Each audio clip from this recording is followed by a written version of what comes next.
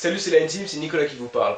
Dormir est une activité qu'on fait sans doute tous, et on fait quasiment tous de la même façon. Je vous fais sans doute pas halluciner quand je vous dis que le sommeil est indispensable à l'humain moyen. En fait, on peut même mourir plus rapidement que du manque de sommeil que du manque de nourriture. Et dormir est une chose que vous ferez sans doute pendant un tiers de votre vie. Mais on va voir dans cette vidéo si on peut réduire ce temps. Alors, en général, vous dormez quand vous avez sommeil, ou quand bon vous semble, vous faites ce que vous voulez. Mais en fait, le sommeil est un des besoins les plus forts et incontrôlables que vous pouvez ressentir. Derrière sans doute le besoin d'air, d'eau et de regarder mes vidéos. Donc le besoin de dormir est très fort, mais comment fonctionne-t-il exactement? Les recherches montrent que l'envie de sommeil est entre autres liée à la quantité d'adénosine dans notre cerveau. L'adénosine est le résidu d'une des molécules que notre corps utilise pour stocker de l'énergie. Plus il y a d'adénosine dans votre cerveau, plus vous êtes fatigué, et quand vous dormez, le niveau d'adénosine baisse. Donc ça, c'est un des moyens que notre cerveau a de nous rendre fatigués, mais il y a encore d'autres procédés. Alors dans notre cerveau, il y a une région qui s'appelle le noyau suprachiasmatique, ou NSC, situé dans l'hypothalamus, une autre région un peu moins petite. Le NSC vous sert en quelque sorte d'horloge. Quand vos yeux reçoivent de la lumière, le NSC libère des hormones qui vont supprimer la sensation de sommeil,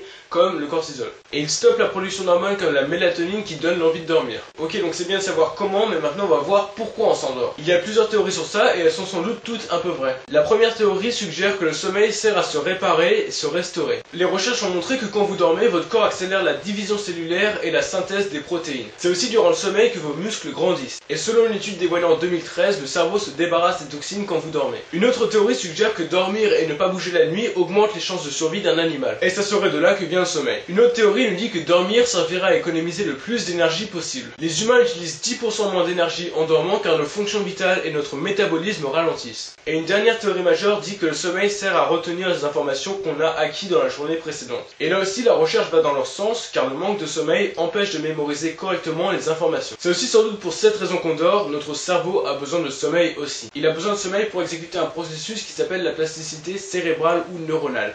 C'est quand il réorganise les réseaux de neurones. Le cerveau réorganise les neurones en renforçant ou en affaiblissant les connexions qui s'appellent les synapses. C'est comme ça que le cerveau arrive à se rappeler des événements de la journée et aussi à les oublier, sans quoi on saturerait. Donc on a vu pourquoi on dormait. Maintenant, qu'est-ce qui se passe quand on ne dort pas? Parce que soyons honnêtes, la plupart d'entre nous ne dormons pas assez. Moi par exemple, j'ai dormi 2 heures l'année dernière et 4 heures celle d'avant. Donc qu'est-ce qui se passe lorsqu'on ne dort pas? Quand vous ne dormez pas pendant une nuit entière, il se peut que vous vous sentiez très bien, que vous vouliez faire de grandes choses et que vous soyez excité par tout. Ça, c'est parce que votre cerveau relâche de grandes quantités de dopamine, un neurotransmetteur qui joue un grand rôle dans la sensation de bonheur. Aussi, vos amygdales, la partie du cerveau qui analyse le danger, devient beaucoup plus active. Et c'est pour ça que vous avez l'impression de tout pouvoir voir, que vous pouvez ressentir le danger un peu comme Spider-Man. Pendant un court moment, vous pouvez même être plus énergique, mais ça va pas durer. Car après un moment, vous allez avoir un temps de réaction plus long. Si vous ratez une autre nuit de sommeil, votre métabolisme va commencer à mal fonctionner, notamment votre digestion et votre système immunitaire. Et si vous manquez encore quelques nuits de sommeil, vous allez commencer à avoir des hallucinations. Et le manque de sommeil à long terme crée des douleurs aux muscles, des pertes de mémoire, des maux de tête, des tendances au diabète, à l'obésité, des manies, la dépression, des malaises, des crises d'épilepsie et sans doute une mort prématurée. Donc oui, en effet, il ne faut pas manquer de sommeil. Mais au début de cette vidéo, j'ai dit qu'on allait voir comment réduire son temps de sommeil. Et ben on y arrive, sois pas impatient. Vous dormez sans doute entre 6 et 8 heures par jour si vous êtes un adulte,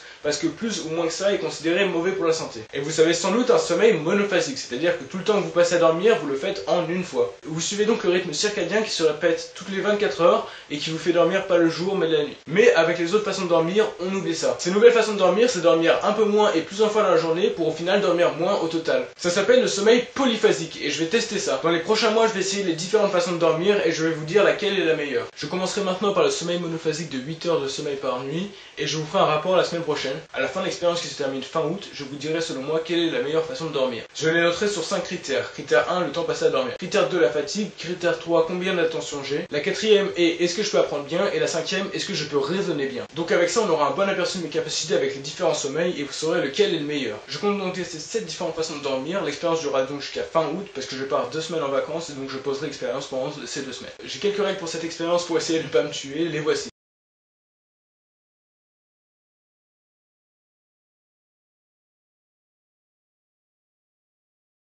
Bon. Voilà, c'est tout pour cette vidéo, merci d'avoir regardé.